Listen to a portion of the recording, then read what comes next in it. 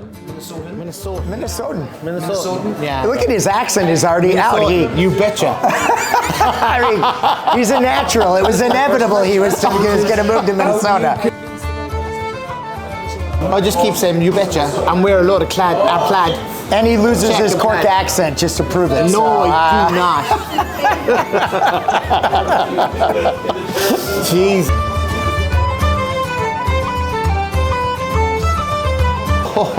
I just tell people, I'm always telling people where I'm from, number one, and then I just ring my buddies. And if I talk to my buddies with any twang whatsoever, I would be destroyed, right?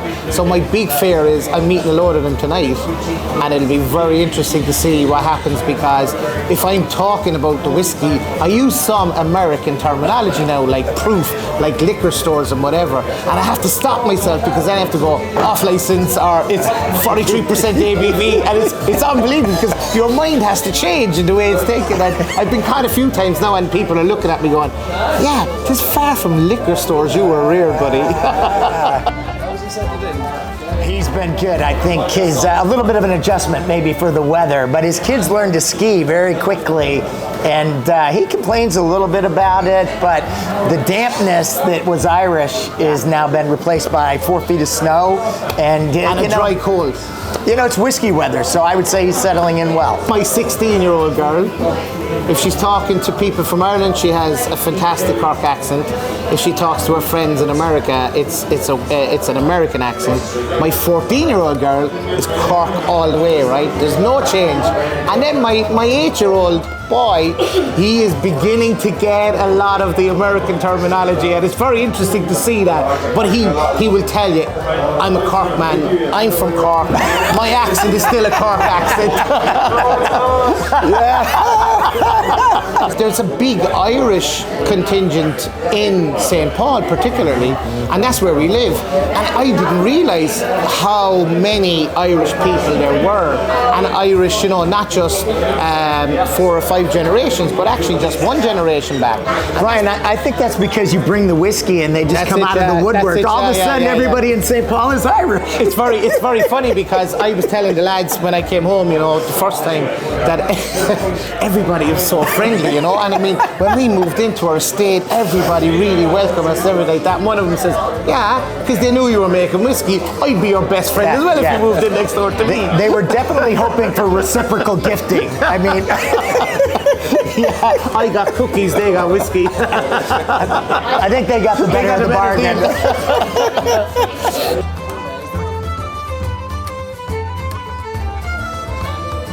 I suppose the first thing, right, and it sounds a simple thing, but it's actually not, is the whole terminology is different in terms of, you know, you're dealing in degrees Fahrenheit, you're dealing in proof gallons.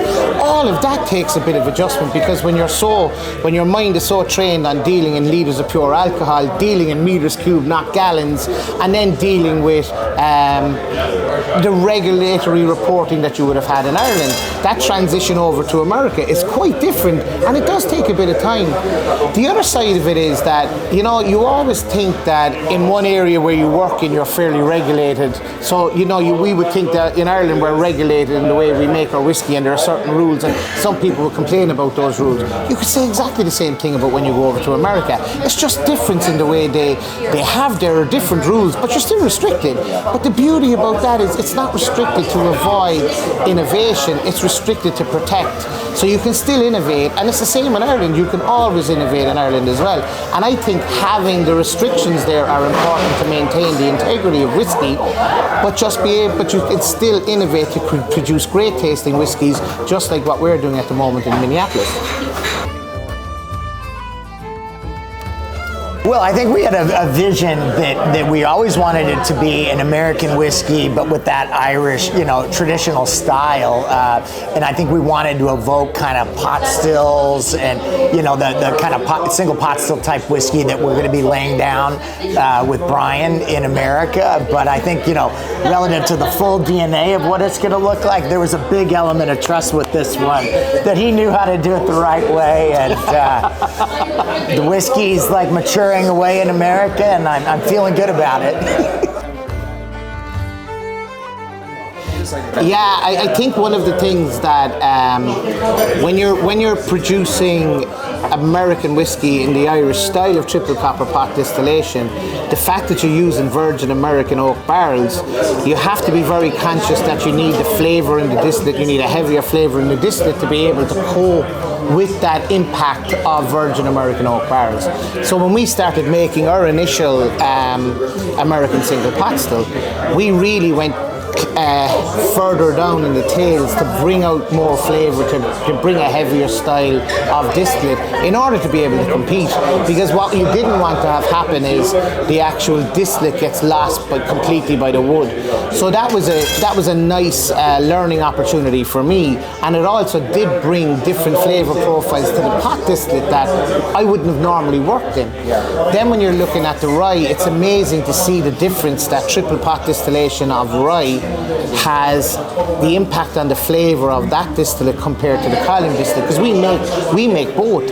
We make actually triple pot distillate, we make rye distillate for contract distilling, because there's been a lot of interest in our distillery to produce whiskey for other people. So we've started to do that, and now we're doing a comparison between the rye we take off the column and doubler and compare it against the pot stills, and the difference is amazing. Same mash bill, but different taste profile, and I think that's proving the excitement of being able to do it in that Irish style, because it's going to create an American rye, but it's going to be different. And I think that'll be innovation-wise, that'll be the first triple distilled rye in the world. So, there's some rye being made, all over, but this will be kind of the first triple distilled rye. Triple pot distilled rye anyway, yeah. For us, it's great to be doing it in Minnesota, because one of the things that we keep on talking about is putting Minnesota on the world whiskey map, right? Because we do believe that you don't have to be in Kentucky to produce a great whiskey. There's also a number of distilleries in Minnesota that are creating great whiskeys. So is there a Minnesotan style of whiskey? No, but it's just great to be able to say that we're an American whiskey producer out of Minnesota. I mean, people will say you'd never be able to mature your barrels in Minnesota because of the cold weather. Yeah, but you can control temperature in warehouses. There are things you can do. I mean, there's people would say, Brian, you'd never last in Minnesota because of the cold weather. Yeah, but there's heating and there's good clothes. You can stop. I grew up in the cold of Cork. I would say it's colder here because of the dampness. I would agree with you, but I will say never in my life in Cork did I ever get a text message from the Weather Channel to tell me that 15 minutes out in the cold that day could lead to frostbite. Let's be clear, that's bloody cold. True, but there's some family members that he has that used to use inhalers for the dampness. Good point. And since he moved to Minnesota, the I've never had to touch an inhaler. Dry, deep, cold climate has solved all the issues. No chest infections. My son, right? Genuinely, my son, from the age of 3 to the time he moved to Minneapolis, used to be on an inhaler from September to March, and he was on 4 times a day one inhaler and twice a day with another inhaler, and he moved to Minneapolis and never touched an inhaler since. Touch wood. Let's hope it stays that way. Amazing. I think, do you want to go around? You go. So I think for us, one of the things that we wanted to showcase was that you could produce an American rye, a bourbon, in the Irish style that is still American whiskey. We're making American whiskey, but it's bringing all of that ability to produce a different taste profile than from your regular column distilled and doubler distilled whiskies, right? So from that point of view, that's the categories of whiskey that we're producing. We're then looking at making, we're not looking at doing it, we're actually laying it down, an American single pot still. So that is in a more general side of American whiskey, in terms of there's no specific category for a single pot still. There isn't a specific category for it now, but that's not to say in a few years' time there mightn't be, or in 10 years' time, whatever. So we're also making that style of whiskey. So for us, really, I mean, what it means for me about American whiskey is actually the different types of American whiskey that are there, that are traditionally done in columns and doublers. We're doing that on the whole pot distilling side, and we're trying to showcase the impact that triple pot distillation has on those American whiskies and the different taste profile that they'll bring. Yeah, I love that we're kind of pushing the boundaries. Amazing bourbon and rye makers out there, but they're always making it in that kind of column doubler style. So to be able to introduce triple copper pot distillation and evoke a totally new flavor profile and have something kind of new and different in rye and bourbon in America, that's something we're super excited to wait and see how that's going to play out. I mean, you can even see at the moment, like the TTB are for the first time recognizing that there is an actual American single malt category, right? That took a long time to get there, but if you look at the likes of Matt Hoffman from Westland Distilleries, look at the vision that this guy had a number of years ago to put this together, and it's great to see that happening. Maybe we'll be the people that will start having American single pot still with the TTB, if we're lucky enough at that point,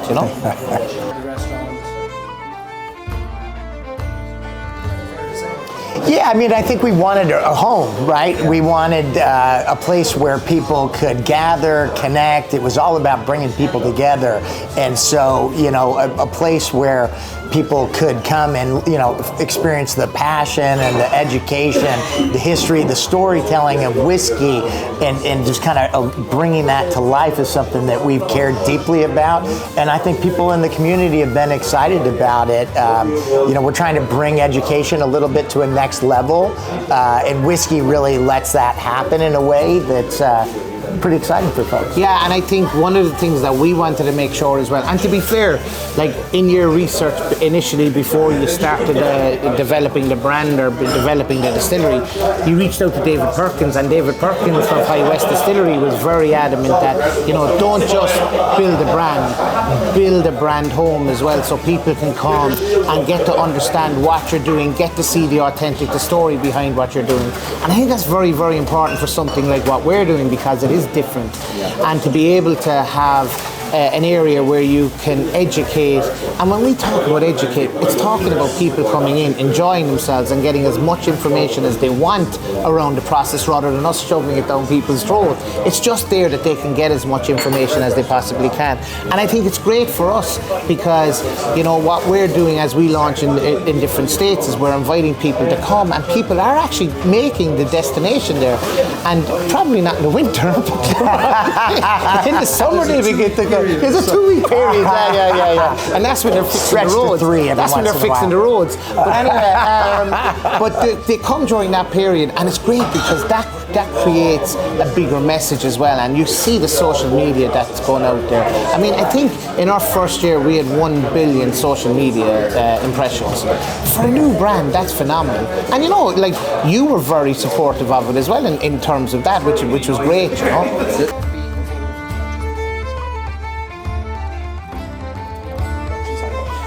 To be honest, my role there is obviously a very strong brand ambassadorial role in it, in face of the brand type of role in it, which I struggle with at times, because it's not about me, it's about O'Shaughnessy Distilling Company, it's about the team, we're all doing it together, it's not about one person.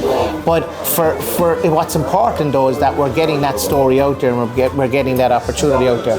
My role is actually becoming a lot more complex as well in terms of the business running, and I've learned an awful lot in that, because when you get involved in a startup, you get to see every aspect of the business. And to be fair to Patrick and our CEO Mike Duggan, they've allowed me to get involved in all of that side of it and to learn, and that's a fantastic benefit for me. So it's not just the brand ambassador story. Obviously I'm very much inside in the distillery as well, making sure that the quality and the innovation and the distillates that we're producing are to the level, because that's important. If we lose that, we might forget about it,